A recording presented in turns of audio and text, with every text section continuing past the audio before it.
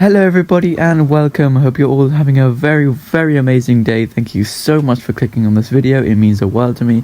And in today's video we're going to be exploring the most beautiful zombies map in my opinion, Revelations, going through the weapons, the enemy types and the map tour. So thank you so much. No script today, it's just going to be me yapping. I hope you guys enjoy it. As always, this is just my opinion. Leave yours in the comments. I love interacting with you. As you can see, that half broken church. So we're going to get onto the map tour. No script today, hopefully minimal cuts, and just me and you. Let's get into it.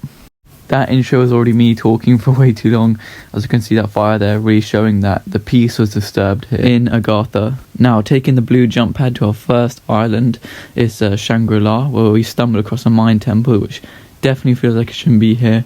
So we walk along the steps to the ruins turning into a castle, and there we can see the stone figures of our heroes, the Primus crew, comforting side there, the mystery box as well, and just take it all in, the detail and description in this map. The pyramid in the middle, the anti-gravity and the energy in the sky required for Pack-a-Punch. From Der Eisendrache to Kino der Toten, Widow's Wine is in the projector room, I believe it is, where Pack-a-Punch is and Kino der Toten.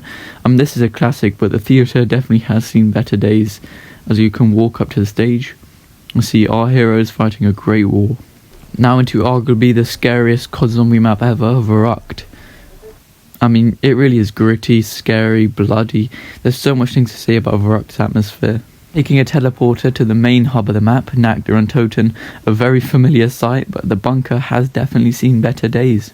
Now, from the spawn to Origins, we take the jump pad. You can actually see a graveyard, I believe that is, as we enter the trenches. Inside the ancient trenches, things are not as they seem. You got cars here, things that definitely don't belong. But one of the main attractions is that blue ball in the sky. Just the skybox alone of this map is extremely beautiful, as we can see a generator there, and the flogger, some iconic imagery. Now into the mini excavation site, we actually go into Buried. I never knew about this, but apparently this is meant to be buried. And the cave system definitely transports into Mob of the Dead, which is one of a kind atmosphere, especially here. You can see the destruction and the mayhem that has ensued this prison. Now, iconic training space, the cafeteria. Where's the acid trap gone? But Mule Kick is here. And after trapping this beast, we can actually go inside it. This is honestly one of the main attractions of Revelations, inside the monster. This is where Pack-a-Punch is located, and you have to shoot the heart. I never understood why Pack-a-Punch was in the heart, but don't question it.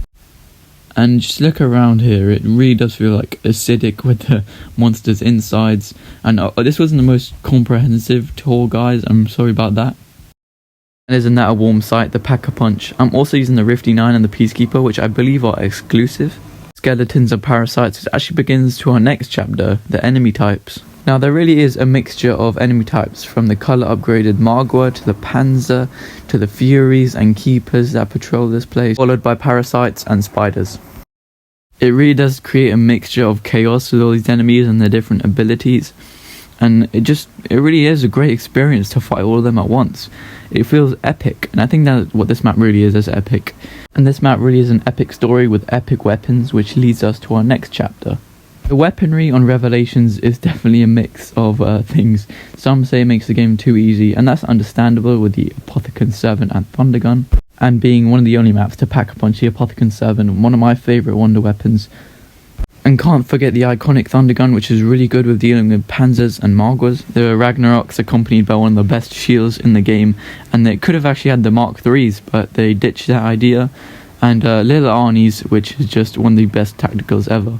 As you can see, running around with a summoning key, which ain't really a weapon, but it really does create a chaos, like I said, with this map.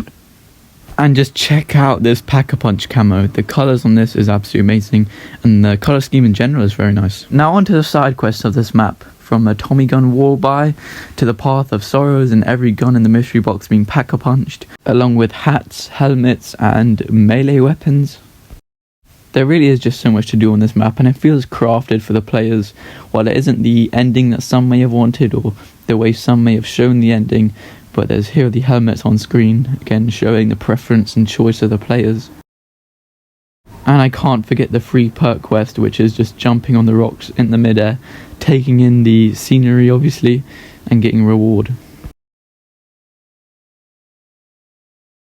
Revelations has always been a guilty pleasure of mine. Me and my brother used to absolutely grind this map. It was one of the first DLCs that I actually bought. But what about the story? The story implications of Revelations is honestly pretty huge, from the Shadow Man causing disruptions in Agartha to our heroes being stuck in a never-ending time loop. This really is a very well-made, crafted experience. Arguably one of the peaks of COD Zombies following the success of Black Ops 3. And this was the final DLC, and I know a lot of people maybe didn't like it, they didn't sit right with them, or this wasn't their favourite map. It always was a guilty pleasure of mine, like I said, and the story implications are pretty huge. Now, you could probably tell there was no script. I was absolutely yapping my butt off, but I still hope you guys enjoyed, and even if I might not said the right things or edited it the right way, I hope you enjoyed. Love you guys. I hope I can make better videos in the future. Goodbye.